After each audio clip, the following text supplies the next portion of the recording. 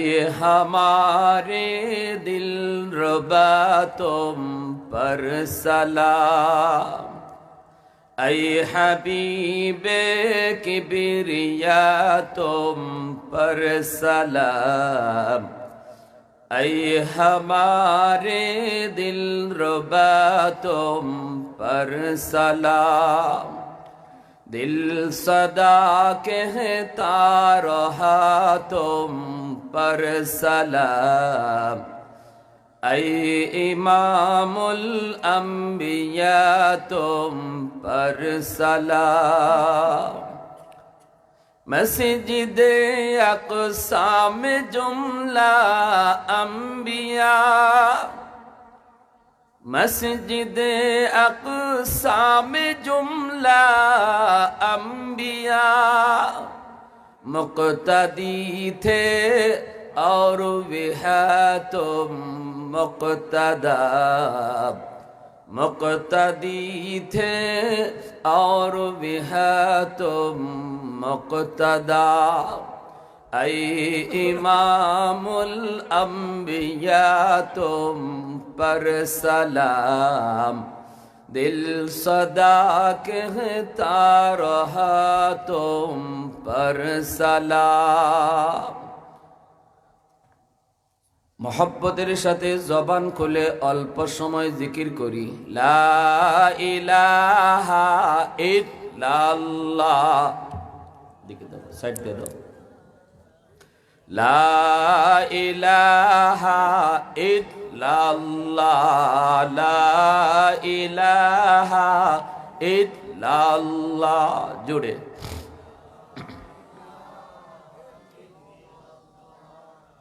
जबान खुले मोहब्बतेर साथे राजी आছি তো সবাই ইনশাআল্লাহ? অসুবিধা আছে জিকির করতে? ভাই একটু আওয়াজ দেই। লা ইলাহা ইল্লাল্লাহ, লা ইলাহা ইল্লাল্লাহ, লা ইলাহা ইল্লাল্লাহ, লা ইলাহা ইল্লাল্লাহ।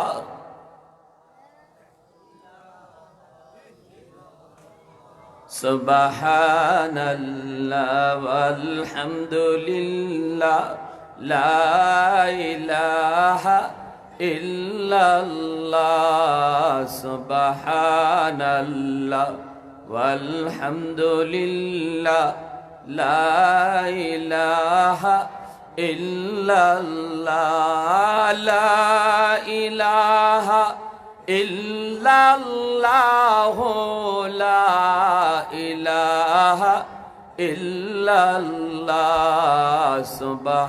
সুবহানাল্লাহ ওয়ালহামদুলিল্লাহ।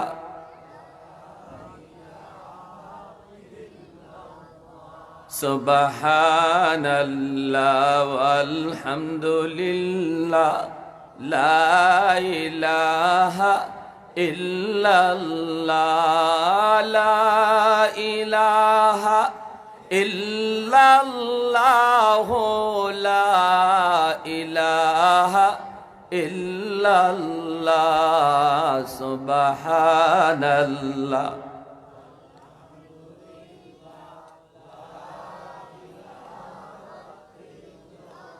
লা ইলাহা ইল্লাল্লাহ মুহাম্মাদুর রাসূলুল্লাহ। জোরে সুরে বলি সাল্লাল্লাহু আলাইহি ওয়াসাল্লাম। ঐতিহ্যবাহী দারুন নাজাত ইসলামী সংঘের উদ্যোগে আয়োজিত আজকের তাফসীরুল কুরআন মাহফিলের সম্মানিত সদর ইজলাস সভাপতি হযরত মাওলানা আলতাফুর রহমান সাহেব, হযরত মাওলানা গিয়াসউদ্দিন সাহেব, উপস্থিত জাতির বিবেক, জাতির কর্ণধার, এ জাতির সূর্য সন্তান, মঞ্চে আসীন উলামায়ে কেরাম, অত্র এলাকার মুরব্বিয়ানে আযম, আমার ব্যবসায়ী ভাইরা, কলিজার টুকরা যুবক, পর্দার আড়ালে পর্দানিশীন মা ও বোনেরা, আল্লাহ পাকের দরবারে হাজারো কোটি শুকর যে রব্বুল আলামিন বড় দয়া করে, মায়া করে, মেহেরবানি করে আমাকে আপনাকে এই মুহূর্তে দুনিয়ার সমস্ত ব্যস্ততা থেকে মুক্ত করে শুধুমাত্র কেবলমাত্র আল্লাহ এবং আল্লাহর রসুলের মহব্বত আর ভালোবাসা অন্তরে নিয়ে কোরআন হাদিসের মাহফিল তথা জান্নাতের বাগানে আসার বসার কিছু দিনই কথা শোনার তৌফিক দিয়েছেন। এজন্য সবাই শুকরিয়াতা আওয়াজ করে কালিমাতুশ শুকুর বলি আলহামদুলিল্লাহ। আমার তিলাওয়াতকৃত আয়াত পবিত্র কোরআনুল করিমের সূরাতুল লুকমানের একখানা ছোট্ট আয়াতে করিমা, যার সরল তরজমা হলো আল্লাহ পাক বলেন আনিশকুর লি ওয়ালি ওয়ালিদাই, আমি আল্লাহর শুকরিয়া আদায় করো, সাথে সাথে বলেন তোমরা তোমাদের মা বাবার শুকরিয়া আদায় করো। আল্লাহর শুকরিয়া আদায় করার সাথে সাথে বাপ মার শুকরিয়া আদায় করার নির্দেশও দিলেন কে? আওয়াজ দেন, জোরে বলেন কে? কেন আমরা আল্লাহর শুকরিয়া করব, তারপরে বাপ মার শুকরিয়া আদায় করব? কেন? কারণ হলো আল্লাহ আমাদের খালিক, তিনি আমাদেরকে বানাইছেন, কিন্তু আল্লাহ বানাইয়াই আমাদেরকে এমনি দুনিয়াতে পাঠাইয়া দেন নাই, দুনিয়ায় পাঠাইছেন মা আর বাবার মাধ্যমে। এজন্য আল্লাহ পাক বলেন আমি আল্লাহর শুকরিয়া আদায় করো। কারণ কি? কারণ হলো আল্লাহ পাক আমাদের খালিক, মালিক, তিনি না বানাইলে আমাদের আসার কোনো ক্ষমতা ছিল না। কিন্তু সাথে সাথে বলেন দুনিয়াতে পাঠাইছি তোমাদের মা বাবার মাধ্যমে, এজন্য আমি আল্লাহর শুকরিয়া আদায় করার সাথে সাথে মা বাবার শুকরিয়া আদায় করো। সুবহানাল্লাহ। এই একই নিয়ম, একই তর্জ আল্লাহ কোরআনুল করিমের বিভিন্ন জায়গায় এভাবেই বলেছেন। আল্লাহ তার হকটা বলার পরেই মা বাবার হক আলোচনা করেছেন। এতে করে মুফাসসিরিনে কেরাম বলেন বান্দার হকের ভিতরে বাপমার হক সবার আগে। হকুল্লাহ আর হকুল ইবাদ, আল্লাহর হকের পর বান্দার হক। এই বান্দার হকের ভিতরে সবচেয়ে বড় হক হলো বাপমার হক। দেখেন পবিত্র কোরআনের সূরা বনী ইসরাঈলে আল্লাহ পাক কিভাবে বলছেন, ওয়াকাযা রাব্বুকা আল্লা তা'বুদু ইল্লা ইয়্যাহ ওয়া বিল ওয়ালিদাইনি ইহসানা। প্রথম নির্দেশ হলো আল্লাহর হক। গোলামি চলবে শুধুমাত্র আল্লাহর, বন্দেগী চলবে শুধুমাত্র কার? আল্লাহর। সন্তান চাইব তো কার কাছে? হ্যাঁ, ধন দৌলত চাইব তো কার কাছে?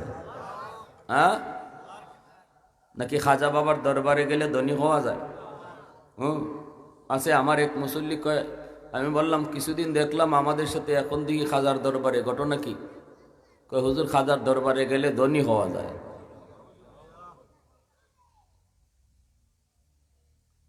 খাজা বাবার দরবারে গেলে ধনী হওয়া যায়, এই বিশ্বাস যদি থাকে ইমান থাকবে না যাবে? ধন দৌলত, শান্তি অশান্তি, দুঃখ সুখ দুঃখ সব কিছু কার হাতে? আল্লাহর হাতে। এজন্য প্রথম নির্দেশ আল্লাহর, যে বন্দিগি গোলামি শুধু আমার চলবে, আর কারো না। এরপরই আল্লাহ বলেন ওয়াবিল ওয়ালিদাইনি ইহসানা,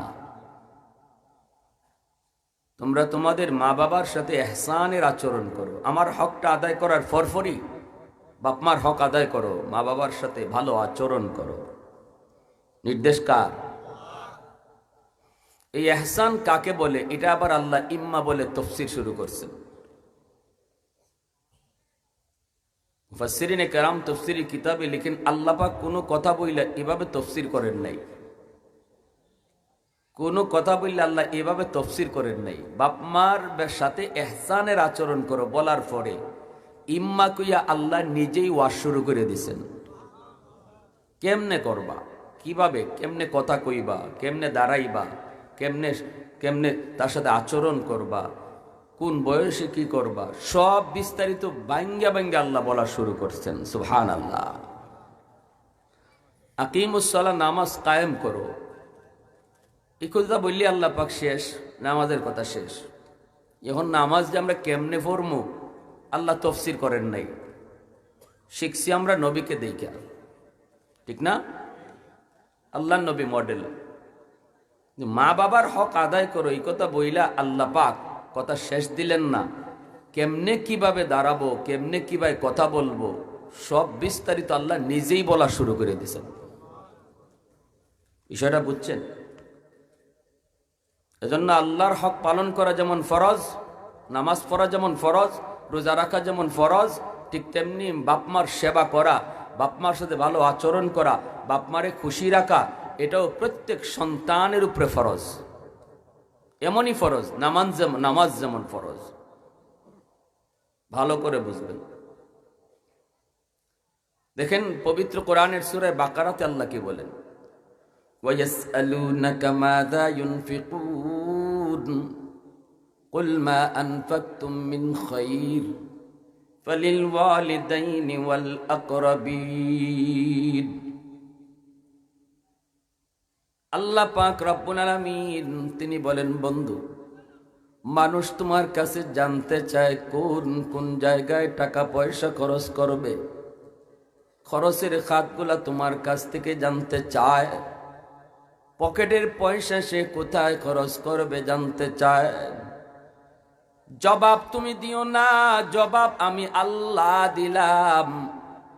5টা জায়গায় তারা তাদের পয়সা খরচ করবে, 5টা জায়গায় তারা তাদের টাকা পয়সা খরচ করবে। এর ভিতরে সবার আগে আল্লাহ বলেন, নিজের পয়সা সবার আগে বাপ মার জন্য খরচ হবে। এজন্য রে যুবক, বেতন পেয়েছো পকেটে টাকা, এই টাকা দিয়া সবার আগে মার কি প্রয়োজন সেটা তোমার আগে খেয়াল করতে হবে। বাবার কি প্রয়োজন আগে তোমার সেটা খেয়াল করতে হবে। ব্যবসার টাকা দিয়ে তুমি লাভ করেছো, এই লাভের টাকা দিয়ে তুমি কি করবা, কি কিনবা, কোথায় খরচ করবা। আল্লাহ বলেন, নিজের দিকে আগে খেয়াল করো না, সন্তানের জন্য আগে তুমি খেয়াল করবা না, স্ত্রীর জন্য আগে তুমি খেয়াল করবা না। আগে খেয়াল করতে হবে আমার মার কি লাগবে, বাবার কি লাগবে। নির্দেশটা দিয়েছেন কে? আর একটু জোরে মালিকের নাম, আরো জোরে বলেন কে? সময় মতো আমাদের আওয়াজ কিন্তু উঁচা করা লাগবে, সময় মতো আওয়াজ আমাদের চড়ানো লাগবে, কখনো আওয়াজ ছোট করা লাগবে, কখনো বড়। কার সামনে আমরা গরম হব, কোথায় গরম হব, এই বিষয়টা না বোঝার কারণে আজকে তামাম পৃথিবী জুড়ে মাত্র কয়েক লাখ ইহুদির হাতে মুসলমান মাইর খায়। কোথায় যে আমরা গরম হব, কোথায় আমরা নরম হব, কার সামনে গরম হব, কার সামনে নরম হব, এই বিষয়টা মুসলমান আজকে না মানার কারণে, আল্লাহর রুল আল্লাহর কথা না মানার কারণে আজকে মাত্র কয়েক লাখ ইহুদির হাতে আমরা মাইর খাই। আল্লাহ বলেন, আশিদ্দাউ আলাল কুফফার রুহামাউ বাইনাহুম। মুহাম্মাদুর রাসূলুল্লাহ ওয়াল্লাযীনা মাআহু আশিদ্দাউ আলাল কুফফার রুহামাউ বাইনাহুম।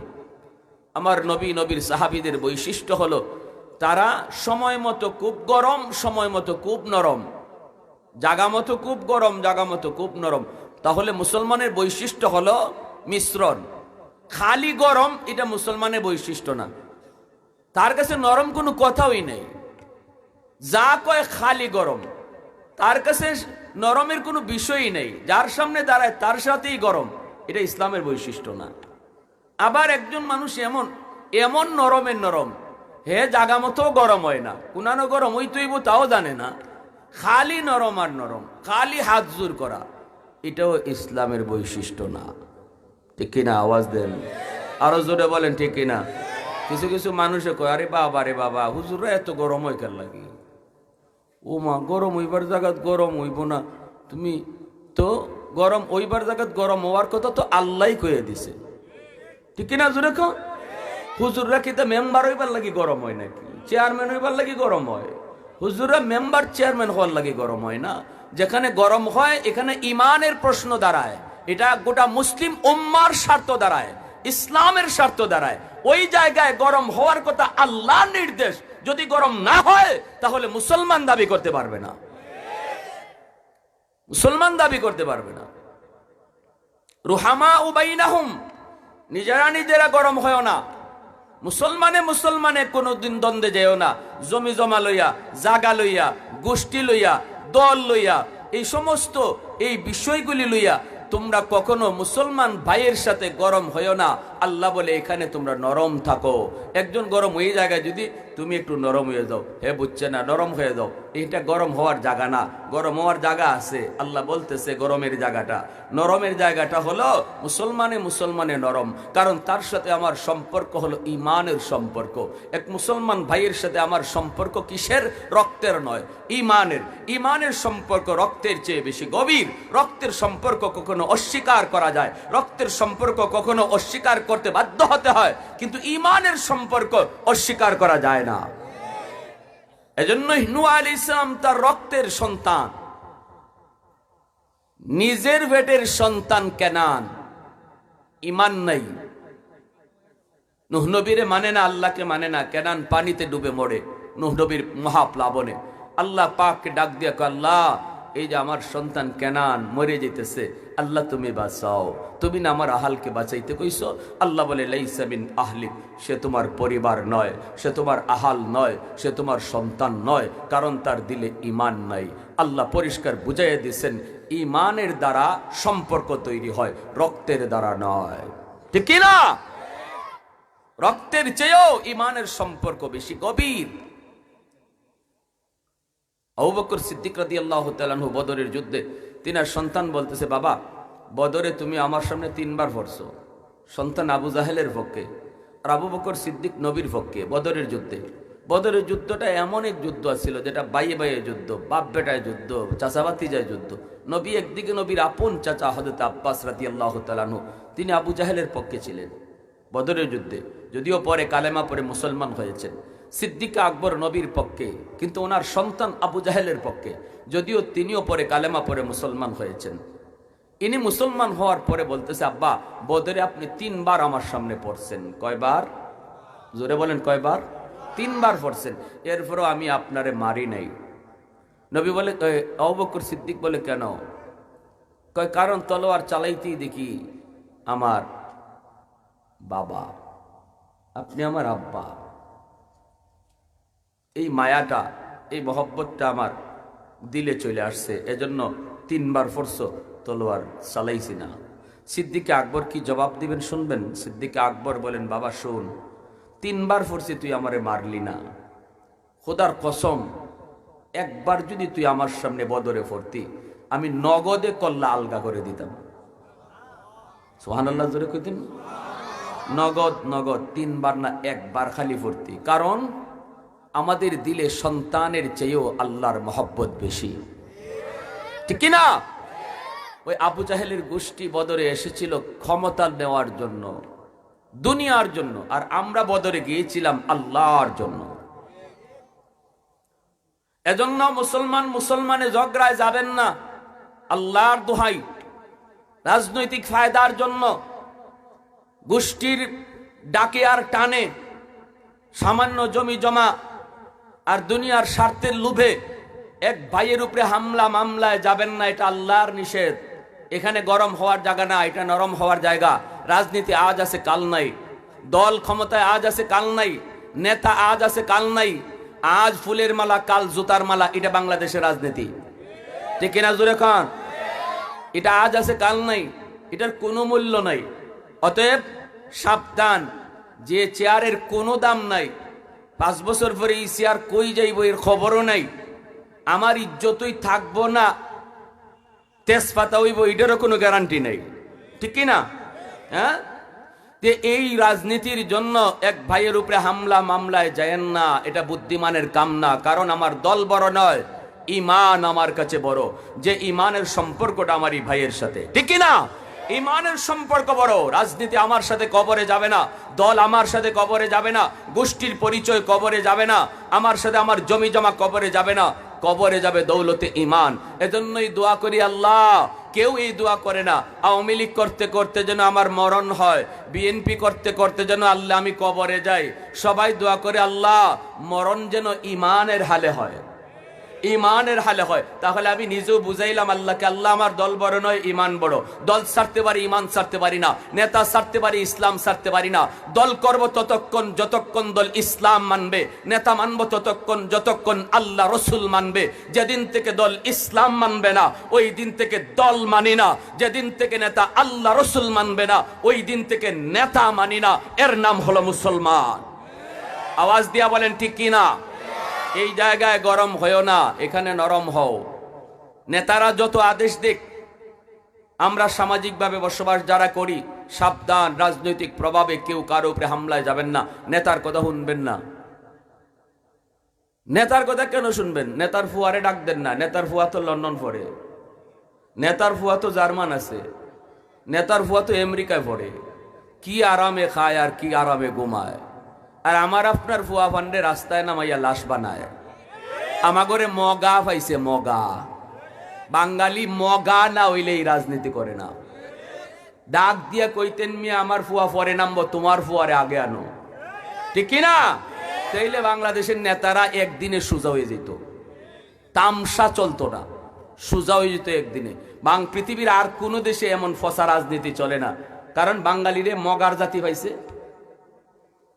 এজন্য আল্লাহর দোহাই, কখনো কেউ দেশের পরিস্থিতি কি হয় না হয় সেটা ভিন্ন কথা, যা মন চায় তারা করুক। মরা গরু আড্ডি যা চাবাইবার মন চায় ওরা চাবাক, কিন্তু আমরা পরস্পরে ভাই ভাই হয়ে থাকবো। কেউ কারো উপরে হামলা মামলায় যাব। গরম হওয়ার জায়গা কোথায়? আল্লাহ বলে আশিদ্দা ও আলাল কুফার।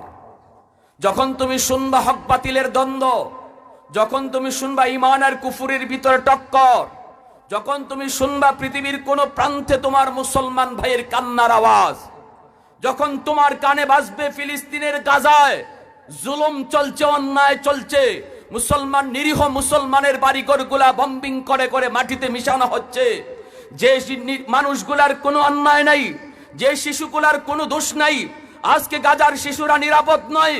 16 থেকে 17,000 শিশু সন্তানকে আজকে বর্বর ইহুদিরা শহীদ করেছে। যে শিশুরা জানতো না পৃথিবীতে কে দুশ্মন কে আপন, শিশুদের কাছে সবাই হলো আপন, দুশ্মন বলতে শিশুরা জানে না। আজ আমার শিশু বাচ্চাগুলি বর্বর ইসরায়েলি ইহুদিবাসীর কাছে, নেতানিয়াহুর কাছে নিরাপদ নয়। আজকে আমেরিকার কাছে মুসলমান শিশুরা নিরাপদ নয়। যখনই তোমার কানে এই আওয়াজ আসবে, তখনই তুমি এমন গরম হবা, যেই গরম হবে আগুনের চেয়েও বেশি গরম, তলোয়ারের চেয়েও বেশি ধারালো, পাথরের চেয়েও বেশি ভারী।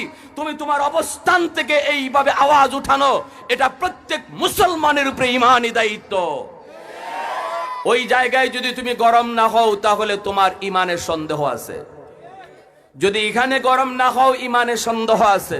যদি কেউ বলো এই সেই, ব্যাখ্যা দেওয়া শুরু করো, হামাসে হামলা করতে গেল কেন, সংখ্যায় কম, হামলা করতে গেল কেন। এমনকি আমাদের দেশে টেলিভিশনে কিছু শায়েকরা এমন কয় হামাস নাকি ইহুদিদের বানানো একটা সংগঠন, ইহুদি দালাল। এই ধরনের জঘন্যতম কথাও বাংলাদেশের কিছু শায়েক নামের পণ্ডিতরা টেলিভিশনে পর্দায় বসে কইছে। তাহলে এদের কলিজায় কোনো দুঃখ নাই? ফিলিস্তিনের শিশু মরে, এদের কোনো দুঃখ নাই? ফিলিস্তিনের গাজায় শিশু হত্যা হয়, এদের কলিজায় কোনো আঘাত নাই? আমার আল্লাহর কোরআন সাক্ষী দেয়, এর দিলের ভিতরে ঈমান নাই। আওয়াজ দিয়া বলো ঠিক কিনা? যদি দাবি করে আমি মুসলমান, তাহলে টাটকা মুনাফিক। যদি দাবি করে আমি মুসলমান, টাটকা মুনাফিক। এজন্য মুনাফিক চিনতে হবে, মুখোশ টান দিয়ে খুলতে হবে। খালি বড় বড় লেকচার দিলেই শায়েখ হওয়া যায় না। মুসলমানের ভিতরে বহু মুনাফিক আছে। আওয়াজ দিয়া কোন ঠিক কিনা? ভাইয়ের আমার, এজন্য বলি, ফিলিস্তিনের গাজার মুসলমানের পক্ষে যার যার অবস্থান থেকে আওয়াজ তোলা, যার যার অবস্থান থেকে তাদের পাশে সহযোগিতায় দাঁড়ানো, প্রত্যেকের উপরে ঈমানি দায়িত্ব। আজ গাজার বর্ডার রয়েছে মিশর, গাজার বর্ডারে রয়েছে এইরকম জর্দান, গাজার পাশেই রয়েছে আরব আমিরাত সহ সৌদি বাদশা। সবাই তাদের পাশে, তাদের প্রত্যেকের উপরে অর্থ সহ, সম্পদ সহ, অস্ত্র সহ, সৈন্য সহ হামাসের পাশে কাঁধে কাঁধ মিলাই জিহাদে শরীক হওয়া প্রত্যেকের উপরে ফরজে আইন হয়ে গেছে, কারণ তারা পাশেই। কিন্তু আমরা দেখি তাদের ঘুম ভাঙ্গে না। দুশ্মন এক হয়ে গেল, কিন্তু আরব মুরলগুলি এক হতে পারলো না। দুশ্মন এক হয়ে গেল, মুসলমান এক হতে পারলো না। সৌদির বাদশাহ সালমান যদি একটা হুঙ্কার শুধু আজ দেয়, আমি আর কোনো তেল ইসরায়েলকে দেব না, পরের দিনই ইসরায়েলের বাপ সহ সোজা হয়ে যাবে। একদিনও চলবার কোনো ক্ষমতা নেই। যদি শুধু বলে যে আমরা আজ থেকে ইসরায়েলের সাথে সম্পর্ক বিচ্ছিন্ন করলাম, কিন্তু তা করে না, তা বলে না। কেন বলে না? কারণ আল্লাহর নবীর হাদিস, এটা তো সত্য হতে হবে। নবী বলেছেন কিয়ামতের আগে উম্মতের শাসকরা উম্মতের ভিতরে সবচেয়ে বড় মুনাফিক হবে, সবচেয়ে বড় মুনাফিক হবে শাসক গোষ্ঠীরা। এটা তো আল্লাহর নবীর ভবিষ্যৎবাণী, আল্লাহর নবীর ভবিষ্যৎবাণী। উপরে উপরে ফিলিস্তিন আর ভিতরে ভিতরে ইসরায়েলে তেল দেও, এটা কেমন মুসলমান, এটা পৃথিবীবাসী দেখতেছে। অতএব নবীর হাদিসটাই সত্য। চেয়ারে যারা বসা এরা মুনাফিক নাম্বার 1। আওয়াজ দিয়া বলেন ঠিক কিনা? আওয়াজ দিয়া বলেন ঠিক কিনা? এজন্য আমার ভাইয়েরা বলতেছিলাম, ওদের জন্য কাঁধে কাঁধ মিলায় জিহাদ করা ফরজে আইন। আর আমাদের জন্য করণীয় কি? আমাদের জন্য আমাদের অবস্থান থেকে আল্লাহর কাছে দোয়া করা, ইয়া হাইয়্যু ইয়া কাইয়্যুম, আল্লাহ গাজার মুসলমানকে তুমি সাহায্য করো। যেই দোয়াটা আল্লাহর নবী বদরে করেছিলেন, এই দোয়াটা আল্লাহর কাছে করা। কেন কেন বলতেছি ভাই, চোখের পানি ফেলায় দোয়া করো। ও এতটুকু যদি আমরা না করি, আল্লাহর কাঠগড়ায় আমাদেরকে জবাব দিতে হবে। সেই আরব নেতাগুলা তো জবাব দিবেই, কেন তারা জিহাদে শরিক হলো না, আমাদেরকেও জবাব দিতে হবে। সেই জবাব থেকে বাঁচার জন্য আল্লাহ আমাদের গাজায় যাওয়ার কোনো ব্যবস্থা ছিল না, জিহাদে শরিক হওয়ার কোনো সুযোগ ছিল না, বর্ডার আমাদের কাছে ছিল না। আল্লাহ দূর থেকে আমরা দোয়া করেছি তাদের জন্য চোখের পানি ফেলাইছি। কারণ ওই দিনও দেখলাম একটা শিশু বাচ্চা গাজার তার ভাইয়ের লাশের পাশে বৈশাখ কাঁদতেছে বাচ্চাটা, আর বলতেছে, ভাইয়া তুমি জান্নাতে যাইয়া আমার নবীর কাছে বিচার দিও, আমার নবীর কাছে বিচার দিও। আমাদেরকে ওরা মারছে, নবীর উম্মতরা চেয়ে চেয়ে দেখছে, আমাদেরকে কেউ সাহায্য করে নাই। এই কথাটা একটা অবুঝ বাচ্চা তার ভাইয়ের লাশের পাশে বৈশা বলতেছে। আজ কত শিশুর হাত উড়ে গেল, কত শিশুর পা উড়ে গেল, কত শিশু এতিম হলো, বাড়িঘরগুলা মাটির সাথে মিশে গেল, তাবু টানাইয়া টানাইয়া তারা এরকম মরুভূমিতে থাকতেছে। সেই শরণার্থী শিবিরগুলা পর্যন্ত নিরাপদ নয়। প্রতিদিন বৃষ্টির মতো বম্বিং হচ্ছে আকাশ থেকে। তাম দুনিয়ার মুসলমান চেয়ে চেয়ে দেখতেছে, জবাব দিবা কি আল্লাহ নবীর সামনে? কোথায় রাখবা নবীর হাদিস? আল মুসলিমুন কা জাসাদিন ওয়াহিদ ইন ইশতাকা আইনুহু ইশতাকা কুল্লুহু। তাম পৃথিবীর সমস্ত মুসলমান একটা দেহ। নবী বলেন, দেহের কোথাও আঘাত লাগলে যেমন সারা দেহ আঘাত পায়, তুমিও মনে করবা গাজায় একজন মুসলমানের রক্ত ঝরে নেই, তাম দুনিয়ার সমস্ত মুসলমানের রক্ত ঝরেছে। এই জিনিস তোমাকে অন্তরে আনতে হবে। যদি তুমি সুখে থাকো আর মনে করো গাজায় হইতেছে আমার কি, তাহলে রেডি থাকো নবীর সামনে জবাব দেওয়ার। আল্লাহ নবীর সামনে কেমনে মুখ দেখাইবা, এই প্রস্তুতি নিতে থাকো। নবীর সামনে জবাব দিতে হবে। আরেকটা কাজ আমাদের হলো, ইসরায়েলের পণ্য আজ থেকে আমরা কিনবো না। ইসরায়েলের জিনিস, লাইফবয়, লাক্স, নেসলে, কোকাকোলা, এরকম ভাবে ইউনিলেভারের যত বস্তু আছে, যত জিনিস আছে, এগুলো কিনবো না। এটা আমাদের সাধ্যের ভিতরে। গাজায় যেতে পারবো না, কিন্তু এদের জিনিস কিনবো না, এটা তো পারবো, ঠিক না? জবাব দিব কি আল্লাহর কাছে? আল্লাহ যদি এই কথাটা বলে তুই গাজা যেতে পারলি না, ভালো কথা, কিন্তু তোর এই লাইফ বই কেনার দ্বারা একটা পয়সা ইহুদির লাভ হয়েছে, আর এই 1 পয়সা দিয়া বোমা বানাইছে, এই বোমা দিয়া তোর মুসলমান ভাইরে মারছে। জবাব দে, কি জবাব দিবেন? আমি না কেনার দ্বারা যদি একটা পয়সা ইহুদিদের লস হয়, তাহলে 1 পয়সা লইয়েই আমি গাজার মুসলমানের পাশে দাঁড়াইলাম, ঠিক কিনা? আরো জোরে ঠিক কিনা? প্যারে হাজিরিন, এজন্য এটা আমাদের কাজ। আর 3 নম্বর একটা কথা, শুধু মনের ইচ্ছাটা আমি জানতে চাই, এরপরে আমার আলোচনায় ঢুকে যাব। মনের ইচ্ছাটা জানতে চাই আপনাদের। নবী বলেছেন, যার দিলের ভিতরে জিহাদের কোনো ভাব নাই, একদম জিহাদের কোনো ইচ্ছাই নাই, কখনো যদি আলেম ওলামা ডাকেও, বাংলাদেশেও যদি জিহাদের অবস্থা আসে, অথবা যদি ফিলিস্তিনে যাওয়ার কোনো রাস্তা আমাদের তৈরি হয়, তবু আমি জিহাদে যাব না। জিহাদ আমি ভালো পাই না। ওই নাস্তিকদের তালে তালে যারা বলে জিহাদ আর সন্ত্রাস এক, নবী বলেছেন, সে নামাজ পইরা কপালে যত বড় নামাজের কর ফালাক, হে মুনাফিক হইয়া মরবে। কি হইয়া মরবে? জোরে বলেন, মুনাফিক। অতএব আমরা দেখতে চাই কার অন্তরে নেফাক আর কার অন্তরে ঈমান। যদি যদি যদি বাংলাদেশ সরকার কোনোদিন আমাকে আপনাকে ফিলিস্তিনের গাজায় মজলুম মুসলমানের পাশে দাঁড়াইবার সুযোগ দেয়, আমার শিশুর বাচ্চাটার হত্যার বদলা নেওয়ার কোনো সুযোগ আমার আপনার সামনে তৈরি হয়, মনের ইচ্ছাটা শুধু আল্লাহকে জানানোর জন্য, বলেন কারা কারা জিহাদে তৈয়ার? হাত উঠে আল্লাহকে দেখান।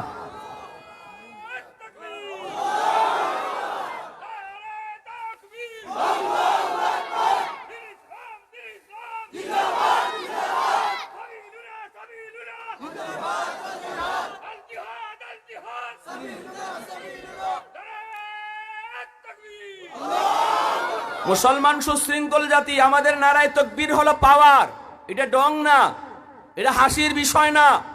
মনে রাখবেন, মুসলমানের ঈমান আর নারায়ে তাকবীর হলো অস্ত্র, পাওয়ার, এটা বুলেট। ইয়ারমুকের যুদ্ধে খালিদ বিন ওয়ালিদ শুধু নারায়ে তাকবীর আওয়াজ তুলেছিলেন, 60,000 দুশমন, কলিজা কাঁপা শুরু হইছে, কারো কারো অন্ডকুশ জয়রা পড়ে গেছে নারায়ে তাকবীরের আওয়াজে। এজন্য মঞ্চ থেকে একজনে মাইক হাতে লন, গায়ে যদ্দুর শক্তি আছে তাকবীর উঠান। আর আপনারা যদি তাকবীরে আওয়াজ দিতে যে গলাও ভাঙে, এটাও সাক্ষী হবে আল্লাহর দরবারে।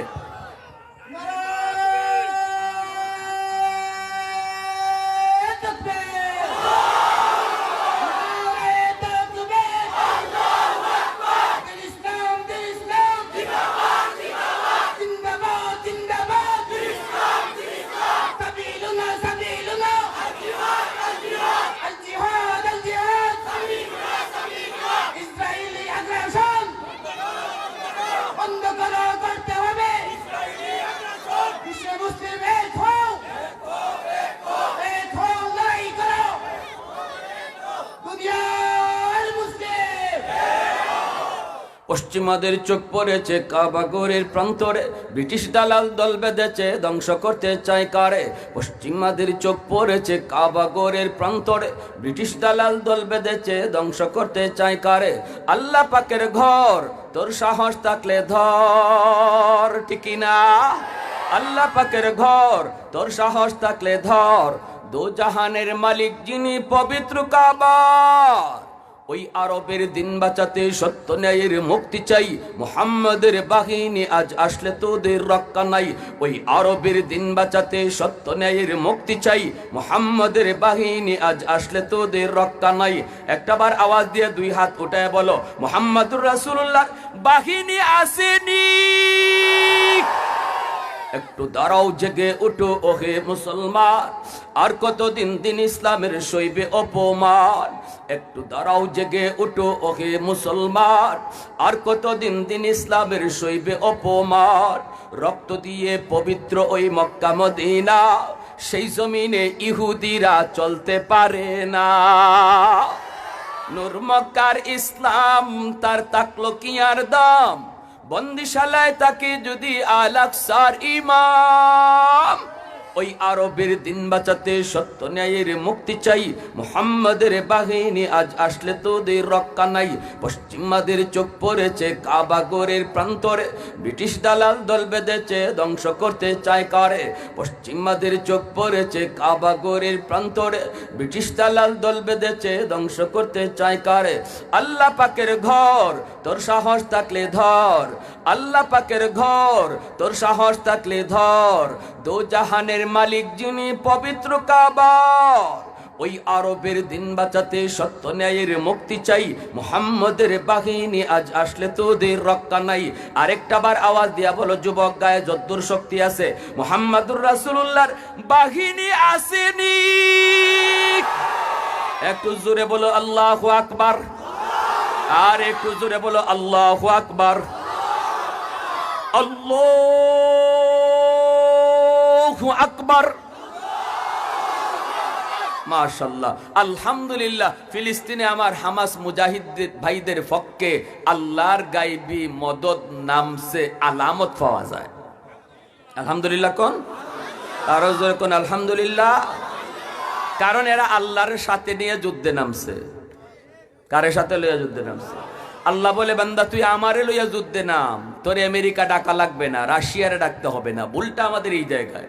আমরা যখনই কিছু কই, যখনই কিছু করতে চাই, বা যখনই কোনো সমস্যা আয়, তখনই আমাগো নেতারা দেখি কয়, দেখো দেখো আমেরিকা দাঁড়ে আসেনি, আমেরিকা ভাসে আসেনি, আমেরিকা আমার লগে আসেনি, রাশিয়া আমার লগে আসেনি, চীন আমার লগে আসেনি, দাদা আমার লগে আসেনি, খালা আমার লগে আসেনি। ও আল্লাহ, আল্লাহ নারাজ হইয়া বসে রয়েছে। আল্লাহ কয়, আল্লাহু ওয়ালিয়ুল্লাযিনা আমানু, আমি আল্লাহ ঘোষণা দিলাম আমি তোমাদের বন্ধু।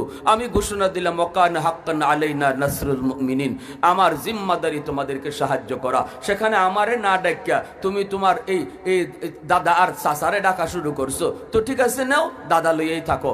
আল্লাহ নারাজ হয়ে পিছনে বসা। এজন্য সাবধান, মনে রাখবা আমাদের পরাজয়ের একটাই কারণ, কারে আমরা সাথে রাখতে হবে, কারে আমরা লগে রাখতে হবে, এটা ভুলে গেছি। যুবক আওয়াজ দিয়া বলো না কেন, ঠিক কিনা? কাকে লগে রাখতে হবে এটা ভুলে গেছি। যতদিন পর্যন্ত মুসলমান আল্লাহকে লগে লিয়ে যুদ্ধ করছে, জয়লাভ করেছে।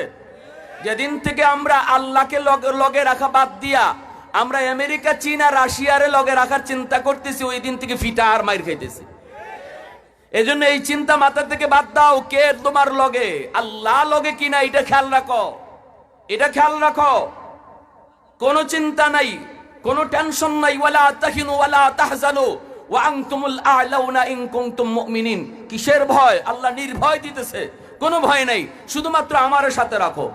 আজকে গাজার হামাসরা আল্লাহকে সাথে নিয়ে এই যুদ্ধে নামছে, বোঝা যায়, আলামতে বোঝা যায়। এজন্যই তো ইসরায়েলের 3 থেকে 4 লক্ষ ইহুদি সৈন্য মাইর খাইয়া আবার গাজা থেকে ভাগতেছে। মাত্র 30 থেকে 40 হাজার মুজাহিদদের কাছে মাইর খাইতেছে। নিরীহ বাচ্চাগুলিকে আমাদের মারতেছে। হামাস মুজাহিদদের কিছু পারে না, নিরীহ শিশুদেরকে মারে, অবলা নারীদেরকে মারে। শিশু হত্যা করা বাহাদুরি নয়, নারী হত্যা করা বাহাদুরি নয়। বাহাদুরি তো কয়, আসো তোমার হাতে যা আমার হাতে তা, আমি যা তুমিও তা, এবার আসো দেখি। শিশু হত্যা করার নাম বাহাদুরি না, এটা শিয়ালের কাজ, বিড়ালের কাজ।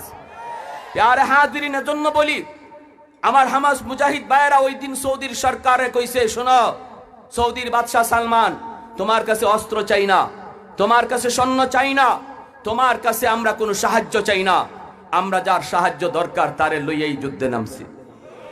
তোমার কাছে শুধু এতটুকু চাওয়া, আমাদের শিশুগুলা না খেয়ে মরতেছে, আমাদের শিশুগুলার খানার একটু ব্যবস্থা করো।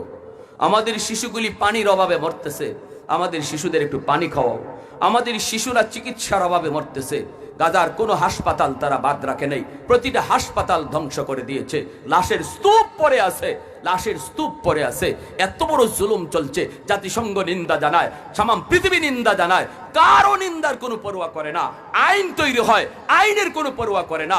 তামাম পৃথিবীকে বৃদ্ধাঙ্গুল দেখায়া আজকে বর্বর ইহুদিরা যে জুলুম অত্যাচার চালাচ্ছে ইসরায়েলে, পৃথিবীতে সেটা নজির হয়ে থাকবে, পৃথিবীবাসী হাত রাখবে। আর এজন্যই মনে হয় হিটলার কেন 60 লাখ ইহুদির একদিনে মারছিল। এজন্যই আজ মনে হচ্ছে, আজ কয়েকটা ইহুদি রাখছিল হিটলার, জার্মানি প্রেসিডেন্ট হিটলার, আর বলছিল কয়েকটা 20 রাখলাম, 20 যেন তোমরা বুঝো আমি কেন মারছি এগুলারে। ওই 20-এর জ্বালাই এখন আমরা পাইতেছি, ঠিক কিনা জোরে বলেন? যেন আমি কেন মারছিলাম, আমার যেন না গাইলেও আমার যেন বকাবকি না করে, এই জন্য কয়েকটা 20 রেখে গেছি। আর ওই 20 গুলারে জায়গা দিছিল দয়া কইরা আমাদের ফিলিস্তিনের মুসলমানরা। জার্মান থেকে বড় বড় প্লে গার্ডের মধ্যে হেল্প মি, একটু সাহায্য করো, আমাদেরকে কেউ জায়গা দেয় না, একটু জায়গা দাও তোমরা। এভাবে বড় বড় জাহাজে হাত উঁচা কইরা এভাবে মাপ চাইয়া বড় বড় প্লে গার্ড দেখায়া বলছিল আমাদেরকে একটু থাকার যাও, একটু থাকার জায়গা দাও, একটু থাকার জায়গা দাও। ফিলিস্তিনের মুসলমান দরদ দেখাইয়া তাদেরকে জায়গা দিছিল। যাদেরকে নিজের বাড়িতে একটু থাকবার জায়গা দেওয়া হয়, একই এই জায়গা লইয়া এই জায়গার মালিক হয়ে যায়। এটারে আপনারা সিলেটি ভাষায় কি দেখো, এরে বৈতল।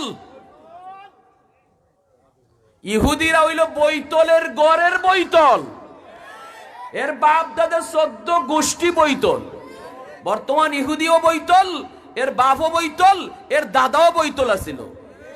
ওই এদেরকে দয়া দেখাইয়া জায়গা দিছে ফিলিস্তিনের মুসলমান। আর এই দয়াটা আছে কাল হইয়া দাঁড়াইছে। একটু জায়গা দিছে থাকার লাগে ওম্মা প্রতিদিন প্রতি রাত খালি শিম টেলে, আর আজকে এরে মারে, কালকে হেরে মারে, আজকে অমুকের বাড়ি দখল করে, কালকে তমুকের বাড়ি দখল করে, আর ওইদিকে দাদা আমেরিকা হে সাপোর্ট দেওয়া যায়, হে ইন্ধন দেওয়া যায়। এইভাবে দখল করতে করতে, এই বৈতলের জাতে দখল করতে করতে এই আসল মালিকের ৭৫ ভাগ জায়গা লয়ে গেছে গিয়া।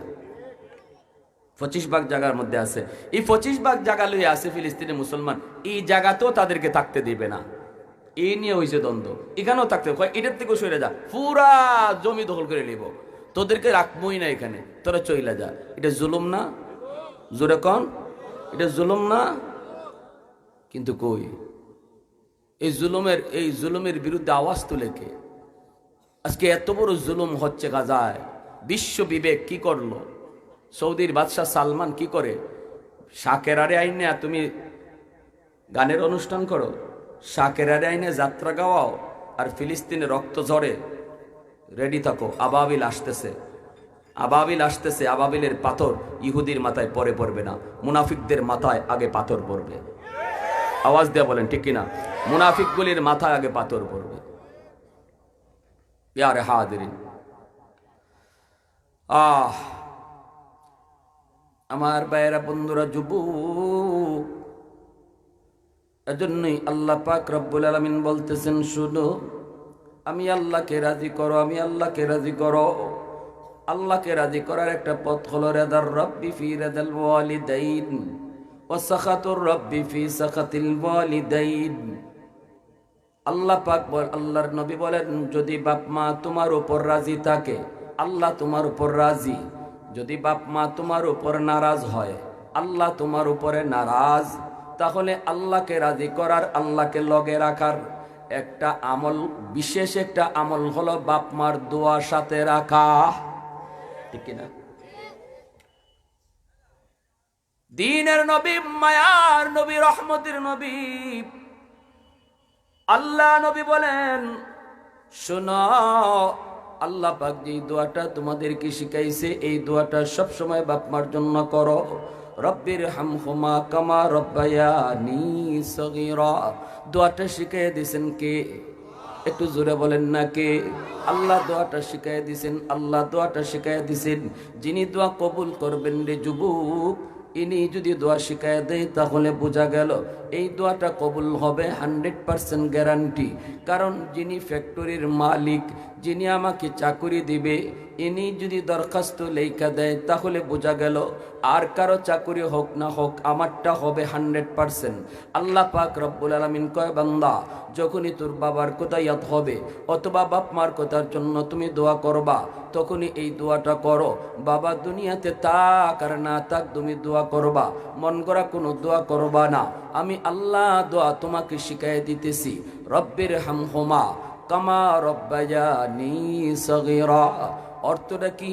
অর্থ হলো, আল্লাহ, আমার বাপ মার উপরে তুমি রহম করো, আমার আব্বা আম্মার উপরে তুমি রহম করো, যেইভাবে শিশুকালে তারা আমার উপরে রহম করেছে। আল্লাহ পাক বুঝাইতে চান, বান্দা, শিশুকালে তোমার মা, তোমার বাবা কি পরিমাণ তোমাকে মায়া করছে, কি পরিমাণ কুরবানি স্বীকার করছে, এটা তুমি হয়তো ভুলে গেছো। বড় হওয়ার পর তুমি হয়তো ভুলে গেছো। আমি আল্লাহ বলি নাই, আমি বলি নাই, কত রাত তোমার মা তোমার মাথার পাশে দাঁড়ায় দাঁড়ায় তোমাকে পাহারা দিল। অসুস্থ হয়ে তুমি সারা রাত কাঁদো, মা দুঃখিনী ঘুমায় না, মাথার পাশে দাঁড়ায় দাঁড়ায় তোমার পাহারা দিছে। কত রাত বাবা মাথার পাশে দাঁড়ায় দাঁড়ায় রাত কাটাইছে রে যুবক। অসুস্থ হয়ে চোখ ডাক্তারের কাছে বাবা তোমাকে নিয়ে দৌড়ায়। নিজের শরীরের মধ্যে রোগের কোনো অভাব নাই, এরপরও নিজে ডাক্তার দেখায় না। তুমি অসুস্থ হলে বাবা পাগল হয়ে যাইত। আল্লাহ বলেন, বান্দা, এই কথাগুলি তোর মনে নাই, তোর মনে নাই, এজন্যই তো তুই বাবার সাথে চোখ তুললে কথা কও, এজন্যই তো বাবার সাথে চোখ লাল করে তুমি কথা কও, এজন্যই তো মারে ধমক দিয়ে কথা কও।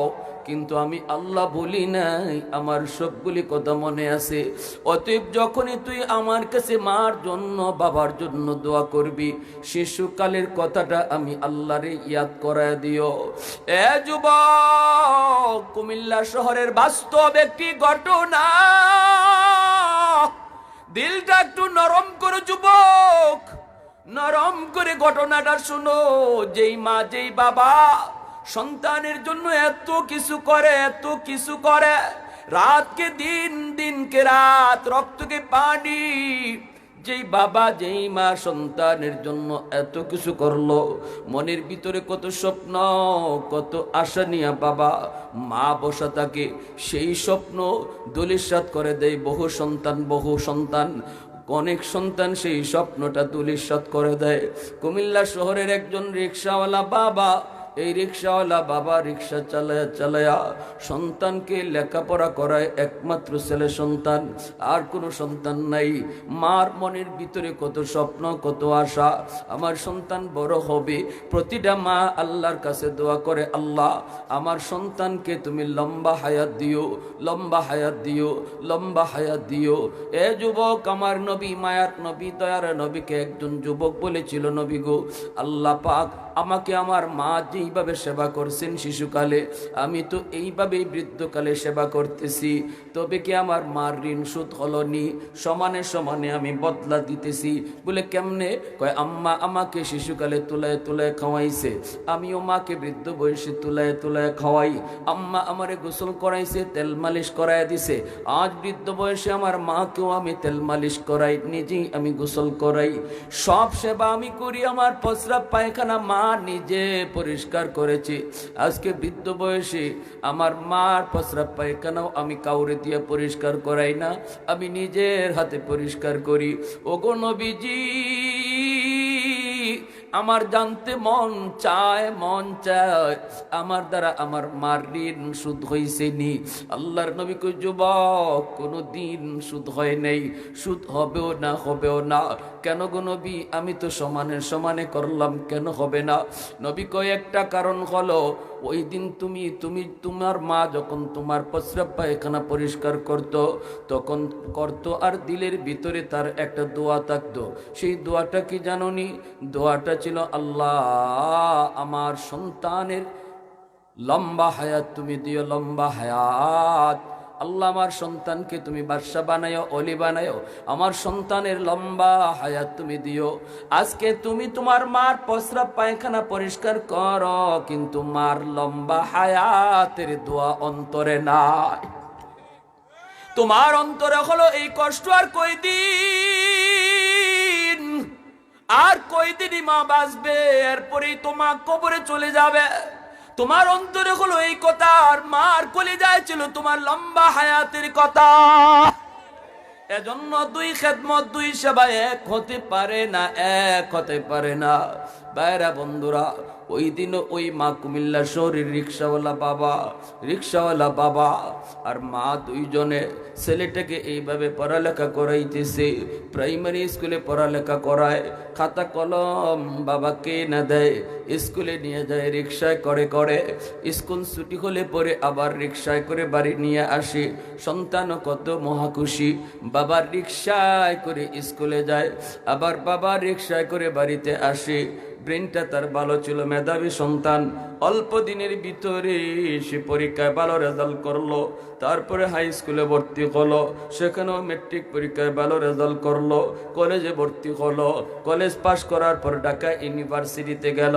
বাস্তব ঘটনা শুনাইতেছি, কোনো কিচ্ছা ঘটনা না। আজ থেকে বহু আগের, যখন কুমিল্লা যাইতে দুইটা ফেরি পার হওয়া লাগতো, এখন তো দুটা ব্রিজ হয়ে গেছে, দাউদকান্দি ব্রিজ, মেঘনা ব্রিজ। আগে ওই দুই ব্রিজ ছিল না, ফেরি পার হয়ে যাইতে হতো। ওই যুবক ঢাকা ইউনিভার্সিটিতে ভর্তি হয় রে। ভর্তি হওয়ার পর পড়ালেখাও ভালো করে, পরীক্ষার রেজাল্টও ভালো হয়, এরপরে ভালো একটা চাকরি পেয়ে যায়, অফিসের বস হয়ে যায়। এইদিকে একটা সুন্দরী ধনীর মেয়ের সাথে পরিচয় হয়। এই সুন্দরী ধনী মেয়েটাকে বিয়ে করার পরই তার জীবন পরিবর্তন হয়ে যায়, চিন্তা চেতনা পরিবর্তন হয়ে যায়। গুলশানে বাসা নিয়ে তাকে গ্রামের সেই রিক্সাওয়ালা বাবার কথা সন্তান ভুলে যায়। ধনীর পরিবেশে থাকার কারণে আর এদের সাথে মিশার কারণে তার দিল শক্ত হয়ে যায়, গ্রামে যাওয়া বন্ধ করে দেয়। এখন আর গ্রামে যায় না, মাকেও দেখতে যায় না, বাবাকেও দেখতে যায় না। বছর বছর চলে যায়, ঈদের চাঁদ কত মা সন্তান পায়, কিন্তু দুঃখিনী মারি রাস্তার দিকে তাকায়া তাকায়া তোর সন্তানের অপেক্ষা করে, কিন্তু দুঃখ সন্তান তো মার কথা ইয়াদ করে না। মার কলিজা খান খান হয়ে যায়। পৃথিবীতে সবাই মাকে বলতে পারে, সন্তান মাকে বলতে পারে, কিন্তু কোনো মা সন্তান বলতে পারে না। মানুষের মুখ থেকে শুনে, ও বাবা তোমরা ঢাকা থেকে আইসো, আমার সন্তান রে দেখছো নি?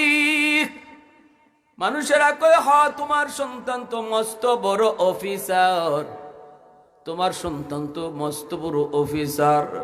মানুষের মুখ থেকে মা দুঃখিনী, সন্তানের খবর নেই, খবর নেই, এতটুকুতেই নিজের মনটার শান্তি পায়। আর রাস্তার দিকে তাকায় তাকায় অপেক্ষা করে গো, কোন দিন কখন আমার মানিক আসবে। কেমনে তুমি মারে ভুলে রইলা বাবা, কেমনে মারে তুই ভুলে রইলি রে, কেমনে তোর বাবাটারে তুই ভুলে রইলি। একদিন স্বামীর ডাক দিয়ে কই, স্বামী গো, আর মানুষের মুখ থেকে কত শুনবো, একটু তুমি নিজে যা একটু দেখে আসো, আমার সন্তানের চেহারাটা তুমি একটু দেখে আসো গো স্বামী। এই বইলে বুঝায় শুনে স্বামীরে পাঠিয়ে দিছে। বাবা আসতেছে সন্তানকে দেখার জন্য। অফিসের গেটের সামনে এসেই কয় অমুকের কাছে যাব। দারোয়ানে কয় ইনি তো আমাদের অফিসের হেড বস, বসের সাথে দেখা করা যায় না, পারমিশন নিতে হয়। একটু দাঁড়ান, আমি স্যারের কাছ থেকে পারমিশন নিয়ে আসি। দারোয়ান পরিচয় জানতে চাইল না, দারোয়ান চলে গেল সোজা বসের কাছে, যায় কয় বস, গেটের পাশে একজন বুড়া মানুষ কোমর বাঁকা হয়ে গেছে, দেখতে অনেক গরিব মনে হয়, অসহায়, আপনার সাথে দেখা করতে চায়, মনে হয় কোনো সাহায্যের জন্য আইছে, আপনার সাথে দেখা করতে চায়, মনে হয় কোনো সওয়াল করতে আইছে। এই কথা বলতে স্যারে কই ঠিক আছে রাখ, আমি একটু সিসি ক্যামেরায় দেখি কেডা। সিসি ক্যামেরাটা অন কইরা ছেলে দেখে গেটের পাশে যেই মানুষটা দাঁড়ায়া দাঁড়ায়া সন্তানের চেহারা দেখার অপেক্ষায়, এই মানুষটা আর কেউ নয়, ইনি হলো তার রিক্সাওয়ালা বাবা। গুনাহ করতে করতে কলিজা পাষাণ। যেই মানুষ যত বেশি গুনাহ করে তার দিল শক্ত হয়ে যায়, এটা গুনাহর বদাসর। গুনাহ যে যত বেশি করবে তার চোখ দিয়া পানি আসবে না, কলিজা শক্ত হয়ে যায়, তার দিলও শক্ত হয়ে গেছে। বাবাকে দেখার পরেও দিল নরম হয় না। সাথে সাথে কয় দারোয়ান রে শুন, এই জন্য 500 টাকা নে, এই 500 টাকা নিয়া লোকটারে দিয়া বিদায় করে দিবি, আর বলবি আমি বড় ব্যস্ত, আমার দেখা করার টাইম নাই। দারোয়ান তো জানে না এই বুড়া মানুষটা স্যারের কি হয়। দারোয়ান 500 টাকা নিয়ে চইলা আসছে, আইসে বলতেছে চাচা এই যে নেন টাকা দিছে আপনারে স্যারে 500, স্যার বড় ব্যস্ত, স্যারে আপনার সাথে দেখা করতে পারবে না, আরেকদিন আইন আপনারে আরো বেশি টাকা দিব, আরেকদিন আইন। এই কথা বলতেই বাবা আওয়াজ দিয়ে কই বাজান, মনে হয় আমার সন্তানে আমারে চিনছে না রে, আমি টাকা নিতে আসি নাই, আমি আমার সন্তানের চেহারা দেখতে আইছি। দারোয়ান চিৎকার দিয়া মাটিতে বসে যায়, চাচা আপনি কোন কি? আপনি বুঝি আমার স্যারের বাবা? বলে হ আমি তোমার স্যারের বাবা। এমনি দারোয়ানের চোখ দিয়ে দর দর করে পানি পড়ে আর কান্দে, আর কয় চাচা নতুন করে স্যারকে আপনার পরিচয় দিতে হবে না গো। সিসি ক্যামেরায় স্যারে আপনারে দেখছে এবং আপনারে চিনছে। এরপর আপনার 500 টাকা দিল, আমি 20,000 টাকা বেতন পাই, 15,000 টাকা আব্বা আম্মার জন্য গ্রামে পাঠায় দেই, আর স্যারে 2 থেকে 2.5 লক্ষ টাকা বেতন পায়। আপনারে বুঝি 500 টাকা দিয়ে স্যারে বিদায় করতে চাইলো। স্যার না জানি আপনার কপালে কি আছে। দারোয়ান কান্না শুরু করে দিছে। এইদিকে বাবাজি শুনছে, ছেলে চিনছে, পুরো ঢুকতে অনুমতি দিছে না। বাবা মাথাটার মধ্যে হাত দিয়া আল্লাহ আল্লাহ কইয়া ডাক দিয়া মাটিতে বসে গেল। মনের ভিতরে কত স্বপ্ন ছিল গো মালিক, আমার সন্তান আজকে আমাকে চিনেও সুযোগ দেয় না।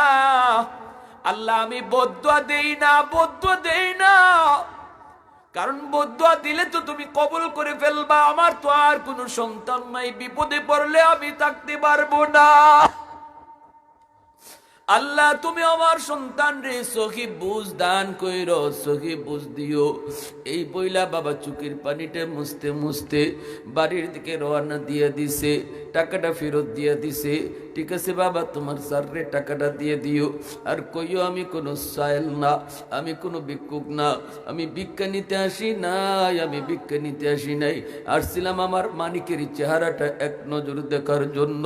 আজকে 10টা বছর হয়ে যায়, মারে দেখে না, বাবারে দেখতে গ্রামে যায় না, এজন্য আসছিলাম এক নজর দেখবো। এই বইলা বাবা গ্রামের দিকে রওনা দেই।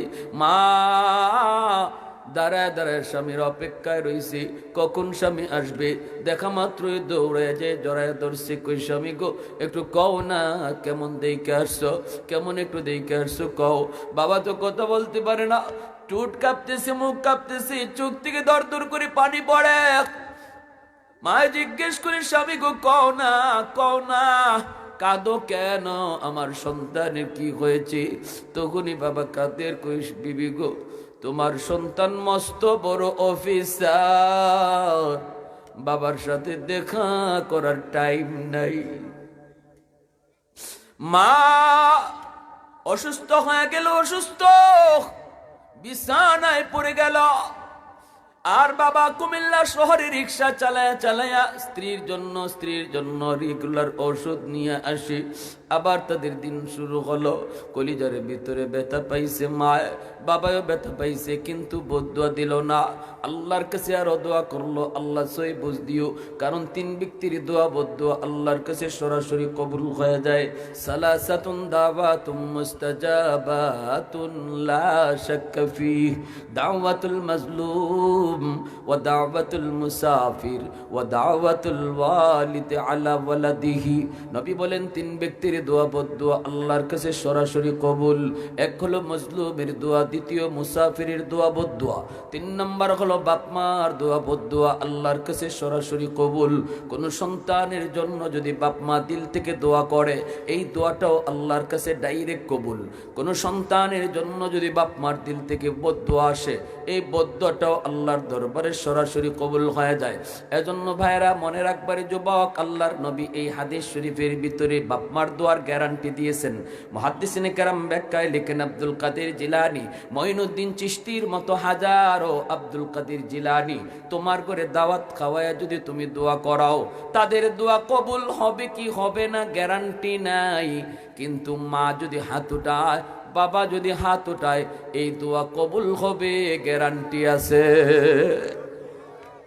আল্লাহর কাছে দোয়া করে, আল্লাহর কাছে দোয়া করে। এই অবস্থায় আল্লাহ পাক রব্বুল আলামিন বদদুয়া তো দেয় না, আল্লাহ তাদের দোয়াটাই কবুল করে ফেলছে।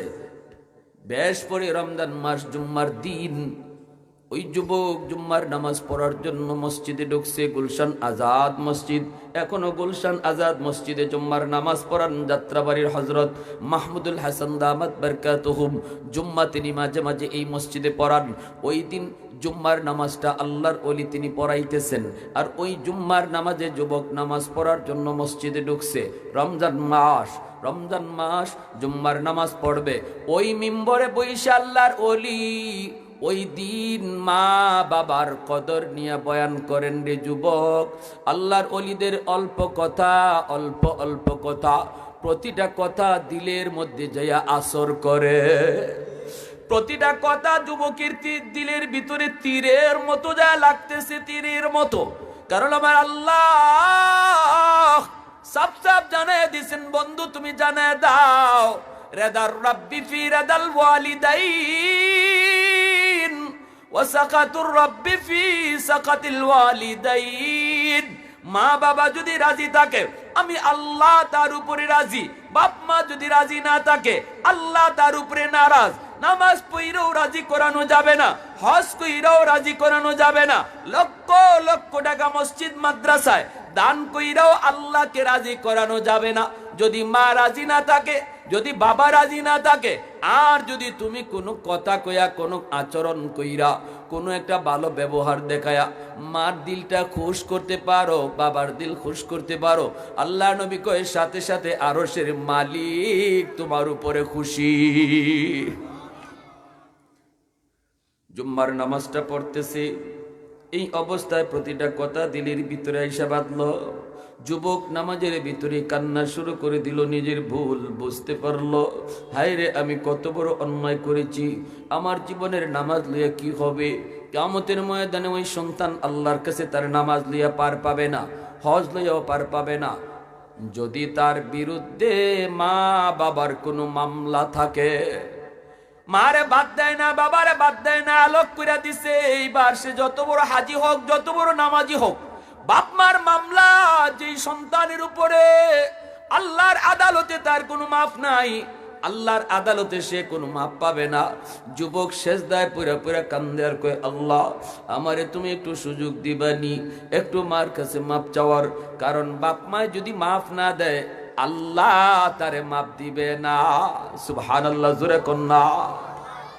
নবীজি একদিন ওই রকম ভাবে ওই মদিনার কবরের পাশ দিয়ে যাইতেছেন, আর দেখেন একটা যুবক কবরের ভিতরে জাহান্নামের আগুনে ফুটতেছে, আর আম্মা আম্মা কয়ে কাঁদতেছে। নবী সাহাবাই কেরামকে বলেন, সাহাবীরা একটু হাত উঠাও, আমি যুবকের জন্য সুপারিশ করব, তোমরা একটু আমার সাথে আমিন কইও। নবী সুপারিশ করেন, আল্লাহ তুমি তো আমাকে রহমতের নবী বলেছ, আল্লাহ দয়া করে যুবকের আযাবটা বন্ধ করো। সাহাবীরা আমিন বললেন। 3 বার নবী দোয়া করেছেন, আযাব বন্ধ হয় না। আল্লাহ নবী জানতে চান, মালিক আমার হাতের দাম বুঝি তোমার দরবারে কমে গেল? 3 বার সুপারিশ করলাম, তুমি দোয়া কবুল করো না, অথচ আমার আপনার নবীর দোয়া চাইতে দেরি কবুল হতে দেরি হয় না। আল্লাহ কই না বন্ধু, তোমার কোনো সমস্যা না, তোমার হাতের দামও কমে নেই। ওই যুবকের মা এখনো দুনিয়ায় জীবিত, মা যতক্ষণ পর্যন্ত তারে মাফ না দিবে আমি আল্লাহ তারে মাফ করব না, আমি আল্লাহ তারে মাফ করব না। এজন্য মায়ের নবী সাহাবীদেরকে বলে, যাও তারে মারে সালাম দাও। মা আসলে পরে নবী কই, মা গো কবরটা চিননি? মহিলায় কয়, নবী গো আমার সন্তানের কবর। আল্লাহ নবী কয়, তোমার সন্তান বুঝি তোমারে খুব কষ্ট দিছে, নির্যাতন করছে, এজন্য সে কবরে আযাব ভোগ করতেছে। আল্লাহ আমারে অন্তর চোখে দেখায় দিছে গো মা, একটু মাফ করে দাও। আমি তো 3 বার সুপারিশ করছি, আল্লাহ দোয়া কবুল করে না। তুমি মাফ না করলে আল্লাহ তার আযাব বন্ধ করবে না। মহিলা মাথারা নিচের দিকে দিয়া চোখের পানি জড়ায়া জড়ায়া কয়, না গো নবী আমি এরে মাফ করবো না গো নবী। বউয়ের কোথায়? কতদিন কত রাজ্যে আমার পিঠে হাত উঠাইছে, এখনো মাইরের দাগ আছে। দিনের নবী মায়ার নবী দেখতেছেন মহিলার দিল শক্ত, চোখের পানি ধরে মহিলায় কান্দে। আল্লাহর নবী কেমনে যাবেন যুবককে মাফ না করায়া? এইবার নবী কয়, আল্লাহ আমারে তুমি যেইভাবে কবরের আযাব দেখায়া দিছ, এইভাবে তার মারও তুমি দেখায় দাও। কারণ আমি নবী জানি, মা যদি নিজের চোখে সন্তানের বিপদ আর কষ্ট দেখে, কোনো মার দিল আর শক্ত থাকে না। সাথে সাথে কবরের আযাবের দৃশ্য আল্লাহ পাক মারও দেখায় দিলেন। যেই মাত্র ছেলের বিপদ আর কষ্ট আর আগুনে পোড়ার দৃশ্য দেখলো আর মা মা কয়ে চিৎকার করার শব্দ শুনলো, মহিলা আওয়াজ দিয়া কয়ে নবী গো আমি মাফ করে দিছি। সাথে সাথে আযাব আল্লাহ বন্ধ করে দিছি। এজন্যই তো হযরতে আলকামা রাদিয়াল্লাহু তাআলা আনহু ইনারও তো এরকম কালেমা হয় না, বের হয় না। কিন্তু আল্লাহর নবী যখনই মারে কইছে তুমি মাফ করো, মায় কয় না। নবী কয় আগুন জ্বালায়া দুনিয়াতে ফুলারে ফুরাইয়া দিমু, কাঠ সংগ্রহ করো। তখনই মায় কই নবী গো ইডে কি কোন, আমার সামনে আমার ফুয়ারে আপনি আগুন দিয়ে জ্বালাইবেন বলে হ। জাহান্নামের আগুন থেকে দুনিয়ার আগুন সহজ, দুনিয়ার আগুনে তারে জ্বালাই ফুরাই দিমু যদি তুমি মাফ না দাও। সাথে সাথে মায় কয় নবী গো আমি মাফ করে দিছি। মাফ করতে দেরি, জবান দিয়া কালেমা বের হতে দেরি হলো না। আর একটু জোরে কন্যা সুবহানাল্লাহ। उल्फत में तेरी वही सीने दंदान को तोरा, बू बकर उमर नक्श कदम तेरा न छोरा। उल्फत में तेरी वही सीने दंदान को तोरा, बू बकर उमर नक्श कदम तेरा न छोरा। अयो शाक नबी वाके असरारे मदीना, सुल्तान का सुल्तान है सुल्तान मदीना, सरकार का सरकार है सरकार मदीना, गुलजार का गुलजार है गुलजार मदीना। अल्लाह ने मक्का ही में ये काबा बनाया, इस काबा का काबा तेरी मरकद को बनाया। अल्लाह ने मक्का ही में ये काबा बनाया, इस काबा का काबा तेरी मरकद को बनाया। ऐसा लम्हा जी चले जा राह मदीना, सुल्तान का सुल्तान है सुल्तान मदीना, सरकार का सरकार है सरकार मदीना, गुलजार का गुलजार है गुलजार मदीना। मोहब्बतेर साथे बोलेन अल्लाहु আকবার। যুবক জুম্মার নামাজ পড়া বাসায় যায় না, সুজা বাজারে চলে গেল। মার জন্য শাড়ি, বাবার জন্য লুঙ্গি, চোখে পানি টপ টপায়া পড়ে। মার কথা বাবার কথা ইয়াদ করে। হুজুরের বয়ান শোনার পর তার দিলটা পরিবর্তন হয়ে গেছে। বলুন তো দিল পরিবর্তন করে দেওয়ার মালিক কে? আরেকটু জোরে বলেন কে? এজন্যই তো আল্লাহর নবী কইছে আলাইকুম বিমুজালাসাতিল উলামা ওয়া ইস্তিমাই কালামিল হুকামা ফাইন্নাল্লাহ তাআলা ইউহয়িল কলবাল মাইয়িতা বিনূরিল হিকমা কামা ইউহয়িল আরদাল মাইতাতা বিওয়াবিলিল মাতার। বহু সন্তান বহু যুবক এখনো আমাদেরকে ফোন দিয়া কয় হুজুর আপনার বয়ান শোনার পর, হুজুর অমুকের বয়ান শোনার পর, হুজুর বরুণার ফিরসাব হুজুরের বয়ান শোনার পর আমি আমার জীবন পরিবর্তন করে ফেলেছি, চোখ দিয়ে এখনো আমার দরদর করে পানি পড়ে। এজন্যই তো নবী কয় উলামায়ে কেরামের সাথে চইল, উলামায়ে কেরামের কথাগুলি তোমরা শুইনো, কারণ তোমার দিল মুর্দা হয়ে গেছে মুর্দা। আলেমদের কথা শুনলে পরে তোমার মুর্দা দিল আল্লাহ জিন্দা করে দিবে। সোজা কুমিল্লার দিকে রওনা দিছে, কান্দে আর যায়। মার জন্য শাড়ি কিনছে, বাবার জন্য লুঙ্গি কিনছে, বিভিন্ন ইফতারি টিফতারি লইয়া কুমিল্লার দিকে রওনা। দুইটা ফেরি পার হইতে হইতে অনেক দেরি হয়ে গেল। পৌঁছতে পৌঁছতে তারাবির নামাজ শেষ। গিয়া দেখে কুমিল্লা শহর একদম নীরব, কোনো রিক্সা নাই, কোনো গাড়ি নেই। গ্রামে যাবে কি কইরা? যুবক ডানে বামে তাকায়, কোনো গাড়ি ঘোড়া পায় কিনা। মানুষে কয় বাবা এই মুহূর্তে আর কোনো রিক্সা টিক্সা পাইবা না, এখন সবাই তারাবি ফইরা ঘুমায়া পড়ছে, কিছুক্ষণ পরেই সেহরির টাইম, এখন পাইবা না। যুবক কান্দে আর কই আমাকে পাওয়াই লাগবে, আমাকে গ্রামে যাওয়াই লাগবে। আমি কেমনে যাব জানি না, আমার যেতে হবে। আমি বহুত বড় আসামি, বহুত বড় অপরাধী। জানি না আমার মা আমার বাবা দুনিয়াতে আসেনি না নেই। আল্লাহ তুমি আমাকে মাপ চাওয়ার সুযোগটা অন্তত দিও। সুবহানাল্লাহ। আল্লাহ আমার মা আমার বাবার পা ধইরা মাপ চাওয়ার সুযোগটা তুমি দিও। এই কথা বইলা যুবক যখন ডানে বামে কান্দে আর দৌড়ে, তখন একজন মানুষে কই যুবক এত রাতে তুমি রিক্সা পাবা না, তবে আমার মনে হয় একজন বুড়া মানুষের রিক্সা চালায়, রাতের বেলাও রিক্সা টানে। ওই মানুষটারে তুমি পাইতে পারো, কারণ তার টাকার বড় দরকার। আমি জানি তার কোনো সন্তান নাই, গ্রামে তার স্ত্রী বিছানায় প্রতিদিন ঔষধ নিয়ে যাইতে হয়। এজন্য রাতের বেলা আমি তাকে টিপ মারতে দেখছি, প্যাসেঞ্জার টানতে আমি তারে দেখছি, মনে হয় তারে নিতে পারবা। যুবক কই কোথায় গেলে পাবো গো, কোথায় গেলে পাবো? কই কোনো গ্যারেজে রিক্সা রাখে না, কারণ তার পয়সা নাই। ওই যে সামনে একটা বড় দোকান, ওই দোকানের বারান্দায় বসে বসে রাত কাটায় দেয়।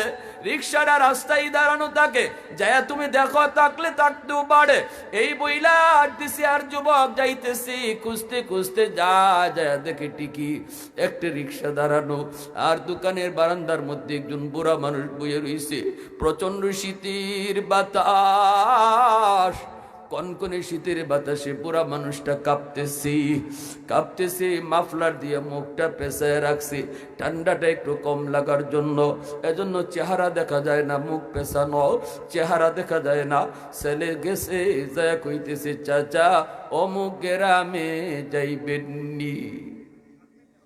ছেলে তো জানে না এই বুড়া মানুষটাই তার রিক্সাওয়ালা বাবা। বাবা তো ছেলের কণ্ঠ চিনে ফেলেছে, কারণ সন্তানের কণ্ঠ। মা বাবা, এমন কোন মা নাই, বাবা নাই, সন্তানের কণ্ঠ চিনে না। বাবা সন্তানের কণ্ঠ চিনে ফেলেছে।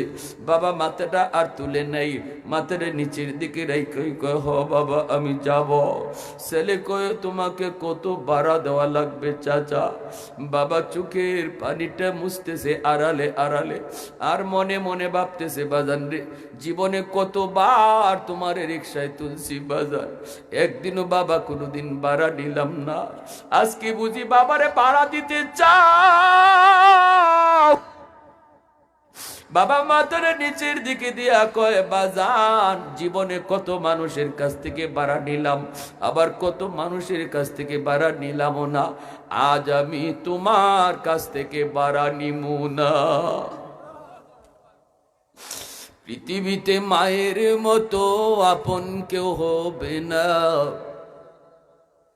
পৃথিবীতে বাবার মতো আপন কেউ হবে না। তোমরা কোনো দিনও মায়েরই মনেতে কষ্ট দিও না, তোমরা কোনো দিনও বাবারই মনেতে কষ্ট দিও না। কত পাপী মন আছে মাকে কষ্ট দেয়, মায়ের মনে কষ্ট দিয়ে অভিশাপ নেয়। মায়ের মনে কষ্ট দিলে খোদা যে সহে না, বাবার মনে কষ্ট দিলে খোদা যে সহে না। তোমরা কোনো দিনও বাবারই মনেতে কষ্ট দিও না, তোমরা কোনো দিনও মায়েরই মনেতে কষ্ট দিও না।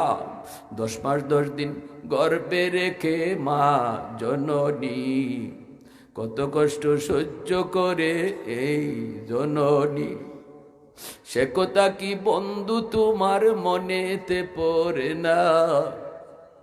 সে কথা কি বন্ধু তোমার মনেতে পড়ে না? তোমরা কোনো দিনও মায়েরই মনেতে কষ্ট দিও না, তোমরা কোনো দিনও বাবারই মনেতে কষ্ট দিও না। ছেলে কয়, আমি তোমারে ডাবল ভাড়া দিমু, ডাবল। বাবা কয়, বাবা ভাড়া দেও না দাও, তুমি উঠো, তোমারে নিয়ে যাই। ছেলেকে রিক্সায় বসাইয়া বাবা এইবার রিক্সা টানতেছে, সামনের দিকে যাইতেছে।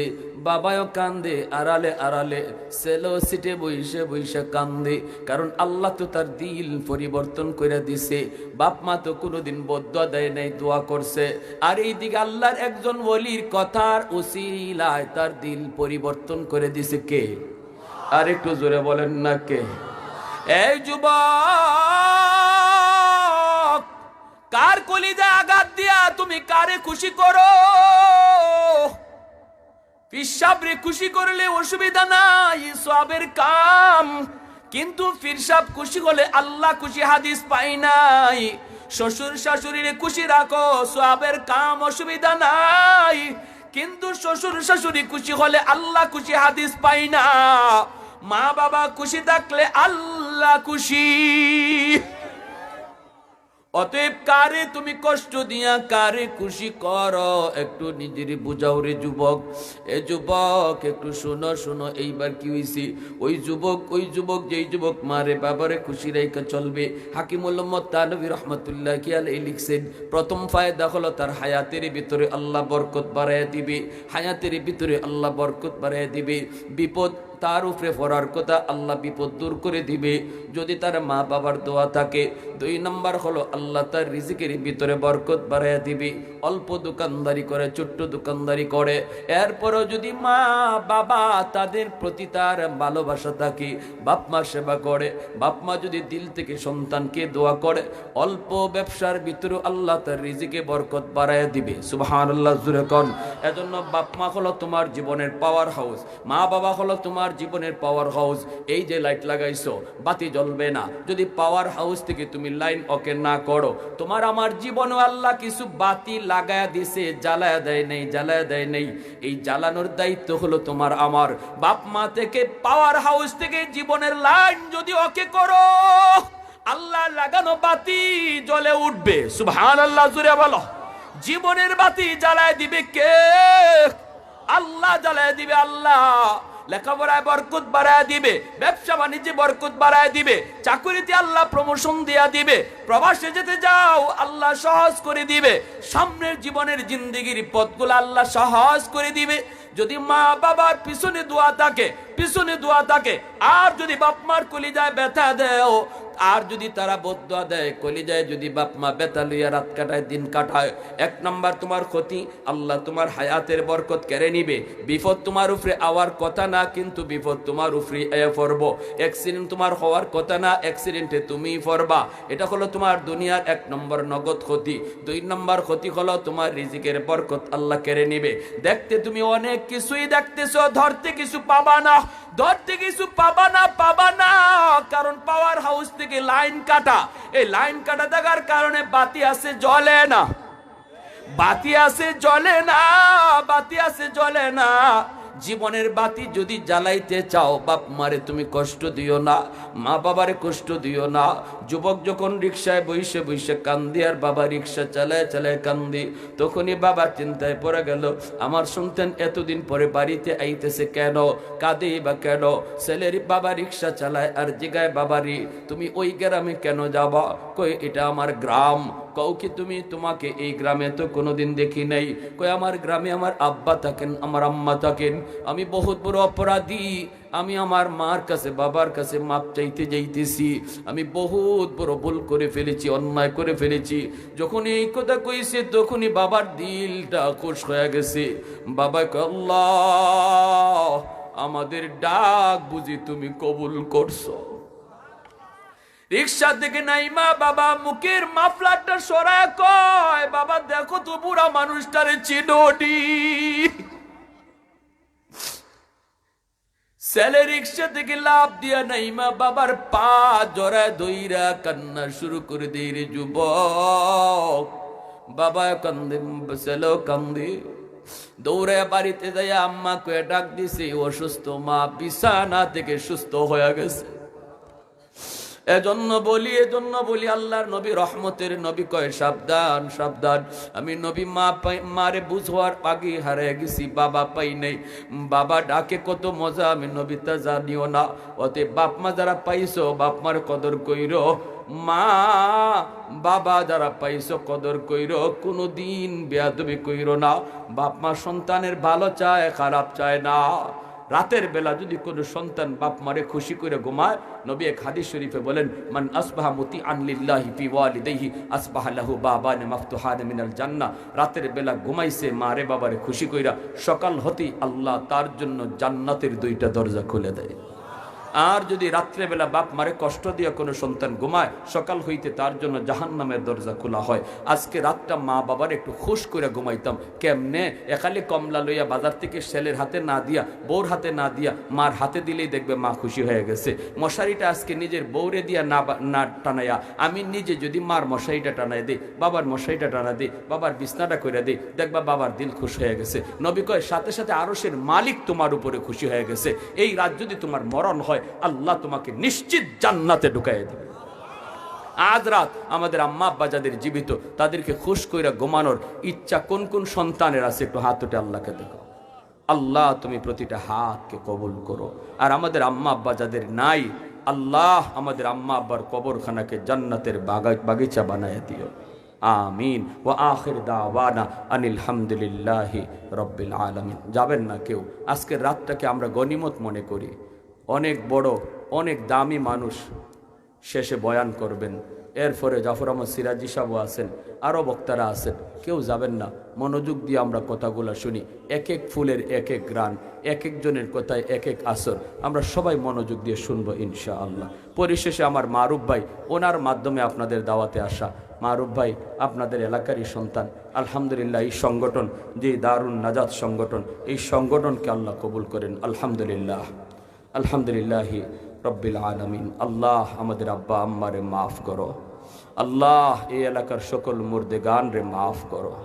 আল্লাহ আমাদের আব্বা আম্মার হায়াত তুমি বাড়ায় দাও। আল্লাহ আমাদের সন্তানগুলিকে মা ভক্ত বাবা ভক্ত বানায় দাও।